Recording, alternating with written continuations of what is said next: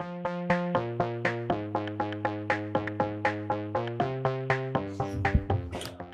evening, everybody. I'm Jordan. How are y'all doing? Good, good. Can I read something for y'all? Is that cool? Yeah. All right.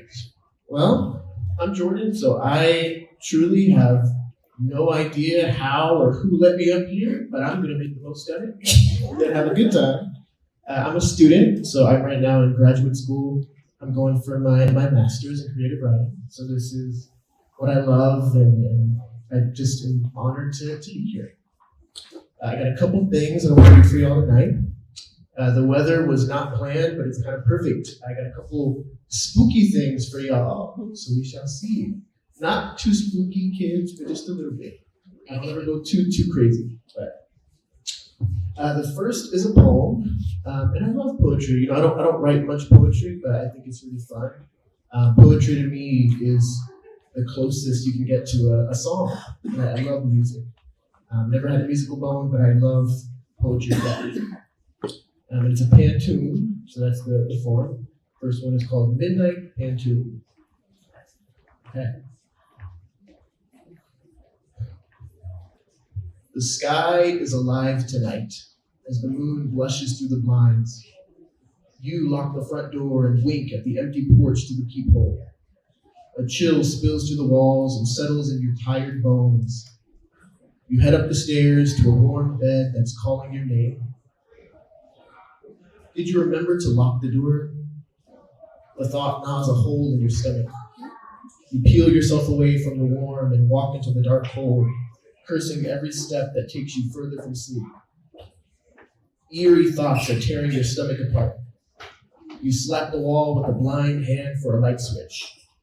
Every step takes you further from sleep, and there are so many to go until you find the light. Your blind hand knocks against something hard. A chill cuts through your clothes and rattles your bones. It's still dark, but you're out of steps. The moon blushes at what's found you in the dark.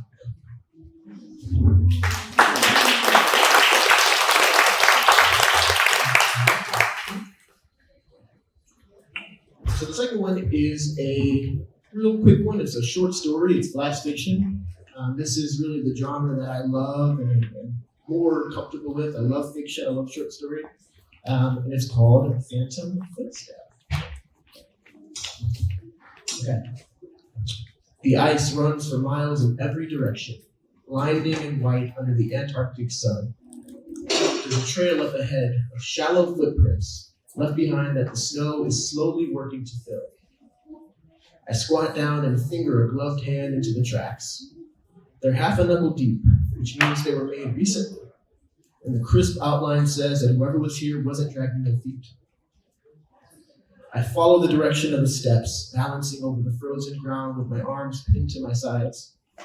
I can't feel my feet or my knees, but I can hear the satisfying crunch every few steps as the snow breaks apart underneath me. My breath is heavy and slow, which lures the cold into my lungs, so I pull my scarf up until it cuts just under my eye. It isn't any warmer. The trail leads me to a clearing where the wind dies down and a little wooden hut appears out of the dwindling fog. I lift my hands to rub my eyes, but my gloves are frozen stiff. Unlike a mirage, the hut seems to sharpen in focus as I draw nearer. The exterior walls are a mousy brown, and the only window I can see is a small square in the middle of what I assume is the front door. I reach the door and stick a fist out to knock, surprised when the entire structure doesn't vanish under my touch. A knitted cap is pulled down over my ears, and my knuckles are numb, and the wind is howling so loudly that I can't even tell if my hand connected with the wood at all. I wait a polite amount of time and shoulder myself inside, flinching as one last flurry of cold shoots down my neck. Inside the hut is just as cold, though not as loud when the door closes behind me, sealing off the storm. I stamp my feet to banish the snow from my boots, bracing my arms on the narrow walls to stop from falling over. Light spills in from the window behind me and collects on the dusty floor. I gasp, and my breath floats in front of me as I spy the trail of footprints continuing toward the far wall and ending next to a discarded pair of boots. They look identical to my own. An overwhelming sense of deja vu washes over me. I hover my right foot over a footprint directly in front of me, and when I slowly lower it down, I can feel my left knee shake under the strain of my weight.